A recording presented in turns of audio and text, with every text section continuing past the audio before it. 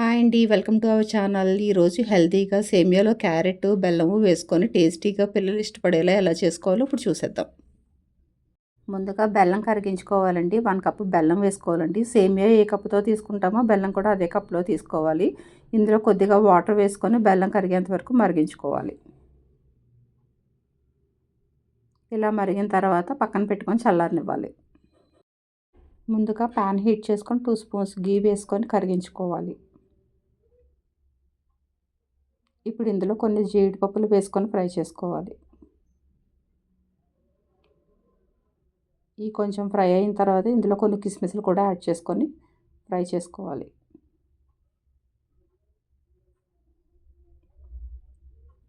జీడిపప్పు కిస్మిస్ బాగా ఫ్రై అయిన తర్వాత ఒక గిన్నెలోకి తీసుకొని పక్కన పెట్టుకోవాలి.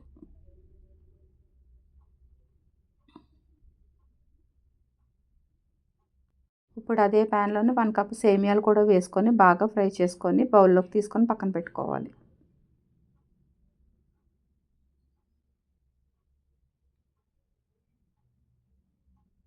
ఇప్పుడు ప్యాన్లో 1 స్పూన్ గీ వేసుకొని క్యారెట్ తురుము కూడా 1 కప్ వేసుకొని బాగా ఫ్రై చేసుకొని ఒక బౌల్లోకి తీసుకొని పక్కన పెట్టుకోవాలి.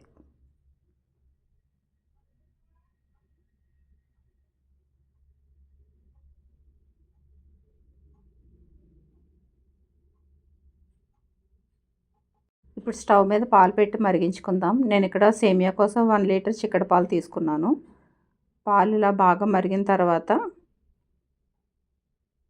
ఒకసారి బాగా కలుపుకొని 1 కప్ సేమియాలు కూడా యాడ్ చేసుకొని బాగా ఉడకనివ్వాలి.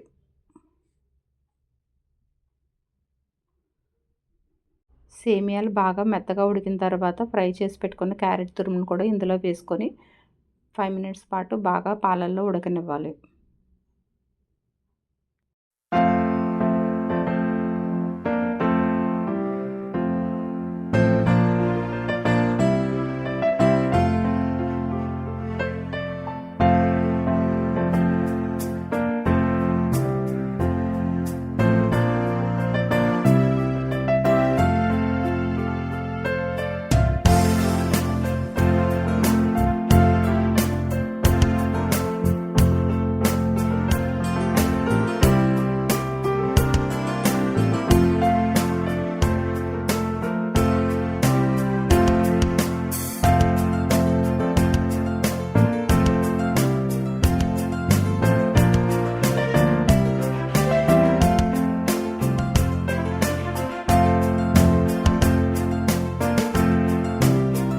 సేమియాలోని క్యారెట్ వేసుకోవడం వల్ల సేమియాకి మంచి కలరు, టేస్ట్ కూడా చాలా బాగుంటుంది.